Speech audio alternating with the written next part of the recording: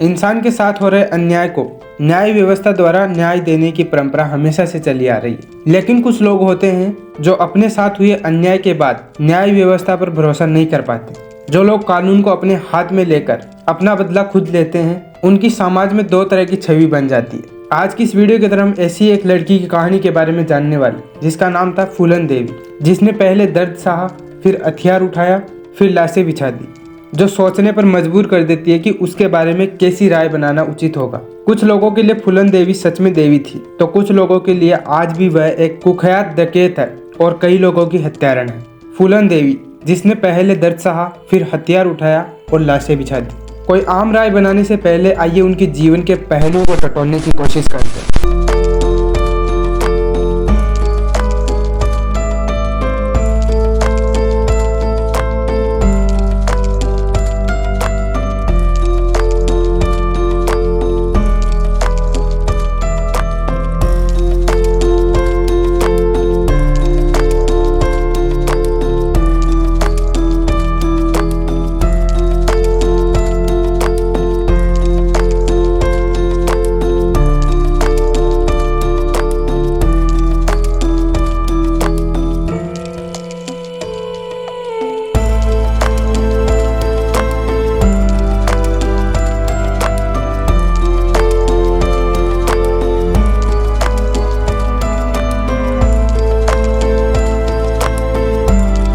नमस्कार दोस्तों, मेरा नाम है राहुल। ये कहानी शुरू होती है 10 अगस्त 1963 से। ये दिन यूपी के जालौन जिले के गांव गोराया के मल्लाह देवी दीन के लिए नई मुसीबत लेकर आया था। मुसीबत इसीलिए थी क्योंकि उसके घर बेटी ने जन्म लिया था। अगर बेटा हुआ होता तो जश्न का माहौल होता। अब बेटी ने जन्म लिया था तो चिंता से मल्लाह का सर फटा जा रहा था। चिंता उसको पालने की, चिंता उसको बड़ा करने की और चिंता उसकी शादी की। देवी दीन ने अपनी बेटी का नाम रखा फूलन। शुरुआत में पिता और देवी दीन को भी इस बात का अंदाज नहीं रहा होगा कि जिस बेटी का जन्म उसके लिए खास नहीं था, उसकी मृत्यु का दिन इतना खास हो जाएगा कि पूरे देश में हड़कंप मच जाएगा। अपने माँ बाप के 6 बच्चों में फूलन दूसरे नंबर पर थी। वह दब्बू और शांत नहीं थी, वह एकदम अलग थी, इतनी अलग कि वह सही गलत के लिए किसी से भी भिड़ जाती थी। फूलन के पिता देवी दीन कड़ी मेहनत के बाद घर का खर्चा चला पाते थे। संपत्ति के नाम पर उनके पास केवल 1 एकड़ जमीन थी। उनके पिता की मृत्यु के बाद उनका बड़ा भाई घर का मुखिया बना तथा अपने बेटे मायादीन के साथ मिलकर उसने देवी दीन की हिस्से की जमीन भी हड़प ली। जब फूलन को इस बात का पता लगा कि उसके चाचा ने उसकी जमीन पर कब्जा कर लिया, तो वह उनसे भिड़ गई। कहते हैं कि जमीन के लिए चाचा से बात इतनी ज्यादा बिगड़ गई थी कि हाथापाई पर पहुंच गई। मामला यही नहीं सुलझा दोस्तों। अपने हक के लिए फूलन देवी ने अपने खेत के बीचों बीच धरने पर बैठ गई। इस पर उन्हें अपनों का भी गुस्सा झेलना पड़ा, लेकिन वह नहीं मानी। फूलन के इसी स्वभाव से उनके पिता को उनकी अधिक चिंता होने लगी। पिता की इसी चिंता ने फूलन देवी की जिंदगी एकदम से मोड़ दी।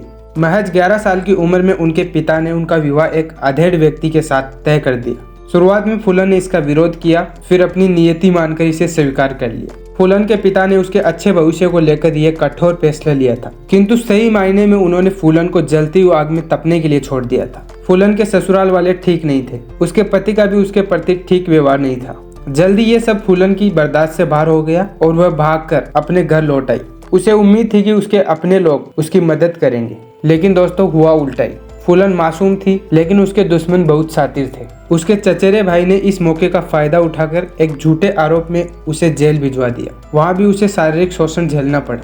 जैसे तैसे वह जेल से निकलने में सफल रही।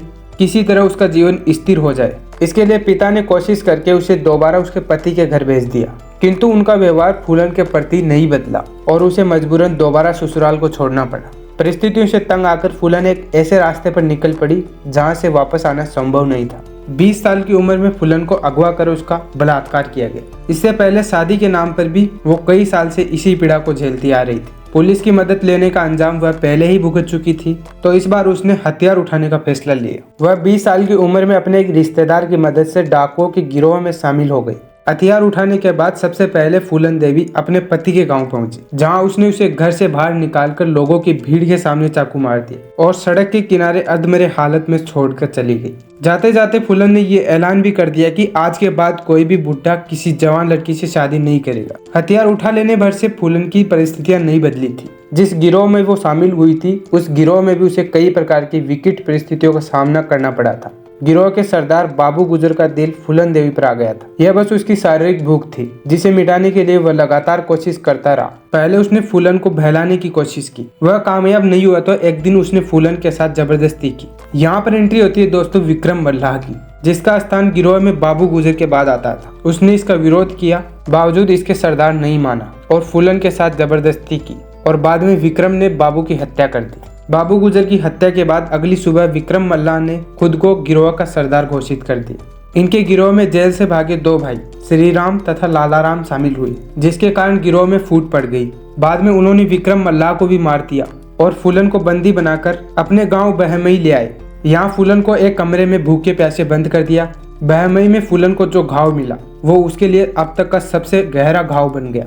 यहाँ उसके साथ केवल दुष्कर्म नहीं बल्कि सामूहिक दुष्कर्म हुआ। वहाँ मौजूद सभी ने बारी बारी से उसके जिस्म को जानवरों की तरह नोचा। फूलन ने इतना सहा कि शायद उसे मर जाना चाहिए था, लेकिन किस्मत ने उसके लिए कुछ और ही चुना था। उसके साथ हो रहे दुष्कर्म और दी जा रही यातनाओं की जानकारी उसके पुराने साथियों को मिली तो वह छुपते छुपाते मौके पर पहुंचे और फूलन देवी को बचाकर ले गए। वहां से निकलने के कुछ दिन बाद फूलन ने अपने साथी मानसिंह मल्लाह की सहायता से अपने पुराने साथियों को इकट्ठा करके एक गिरोह पुनः गठन किया और खुद उसकी सरदार बनी। इसी बदले की आग ने कई लोगों की जिंदगी खत्म कर दी। श्री राम और लाला राम की चुंगल से निकलने के 7 महीने बाद फूलन देवी को वह मौका मिला जिसका वह इंतजार कर रही थी। 14 फरवरी 1981 में प्रतिशोध की आग में उबल रही फूलन अपने गिरोह के साथ पुलिस के बहस में बहमई गांव पहुंची। यहाँ एक शादी का आयोजन था जिसमें बाहरी गांव के लोग भी आए हुए थे। फूलन और उसके साथियों ने बंदूक के जोर पर पूरे गांव को घेर लिया तथा ठाकुर जाति के 21 मर्दों को एक लाइन में खड़ा होने का आदेश दिया। उन 21 में से 2 उनके पुराने गिरोह के डाकू भी थे, लेकिन ये वो नहीं थे जिन्होंने फूलन के साथ दुष्कर्म किया था। अपने दुश्मनों को वहां ना देखकर फूलन देवी बुरी तरह से बौखला गई। उस घटना के चश्मदीद वह उन 21 लोगों में से एकमात्र जीवित बचे जिनका नाम था चंद्र सिंह, जिन्होंने बाद में BBC को बताया था। फूलन ने सबसे पहले पूछा कि लाला राम कहाँ है। उसके मन मुताबिक जवाब ना मिलने के बाद उसने सभी को बैठने के लिए कहा, फिर खड़े होने के लिए कहा, फिर बैठने के लिए कहा। कई बार ऐसा करने के बाद अचानक से ही उसने अपने साथियों को फायर करने के लिए आदेश दे दिया। सौभाग्य से चंदन सिंह अकेले ऐसे थे जो गोली लगने के बाद भी जिंदा रहे। बहमई नरसंहार के बाद फूलन बैंडिट क्वीन के नाम से मशहूर हुई। लूटपाट करना, अमीरों के बच्चों को फिरौती के लिए अगवा करना, आने जाने वाली लॉरियों को लूटना फूलन के गिरोह का मुख्य काम बन गया था। कुछ सालों तक ये चलता रहा, फिर वह किसी तरह से वह आत्मसमर्पण के लिए राजी हो गई, लेकिन इसके लिए उनकी अपनी खुद की शर्तें थी। वह जानती थी कि उत्तर प्रदेश की पुलिस उनकी जान की दुश्मन है, इसलिए अपनी पहली शर्त के तहत मध्य प्रदेश पुलिस के सामने ही आत्मसमर्पण करने की बात कही। दूसरी शर्त के तहत उन्होंने अपने किसी भी साथी को सजाए मौत न देने का आग्रह किया। तीसरी शर्त के तहत उसने उस जमीन को वापस करने के लिए कहा जो उसके पिता से हड़प ली गई थी, और साथ ही उसने अपने भाई को पुलिस की नौकरी देने की मांग की। फूलन की दूसरी मांग को छोड़कर पुलिस ने उसकी बाकी सभी शर्तों को मान ली। इस तरह फूलन ने 13 फरवरी 1983 को मध्य प्रदेश के भिंड में आत्मसमर्पण किया। फूलन देवी पर 22 कत्ल, 30 लूटपाट तथा 18 अपहरण के मुकदमे चले। इन सभी मुकदमों की कार्रवाई में ही 11 साल बीत गए। सन 1993 में मुलायम सिंह की सरकार ने उन पर से सारे मुकदमे हटाकर उन्हें बरी करने का मन बनाया। यही नहीं, 1994 में उसे रिहा भी कर दिया गया। अपना अधिकांश जीवन बीहड़ और जेल में गुजारने के बाद सन 1996 में फूलन ने राजनीति में जाने की राह बनाई। समाजवादी पार्टी के टिकट से मिर्जापुर की सीट जीतकर वह सदन का हिस्सा बन गई। उसका दोबारा जीतना यह दर्शाता है कि कहीं न कहीं उसने जनता के दिलों पर अपनी जगह बना ली थी। लेकिन दोस्तों, कहते हैं ना कि अतीत किसी का पीछा नहीं छोड़ता, वह किसी न किसी रूप में सामने आ ही जाता है। 25 जुलाई 2001 को उसके आवास के सामने ही शेर सिंह राणा नामक व्यक्ति ने उसकी गोली मारकर हत्या कर दी। हत्या के बाद शेर सिंह राणा ने इस बात का स्वीकार किया कि उसने फूलन देवी को मारकर बहमई नरसंहार का बदला लिया। उसने ये भी कहा कि उसने बदला लेना फूलन देवी से ही सीखा है। फूलन देवी को लेकर लोगों की अलग अलग राय है। कुछ उसे नरसंहारक के रूप में देखते हैं, तो किसी के लिए वो दुष्टों का नाश करने वाली देवी थी। लेकिन यहाँ हमें पहले ये सोचने की जरूरत है कि फूलन देवी ने अपने जीवन में जो भी किया उसके लिए दोषी किसे माना जाए।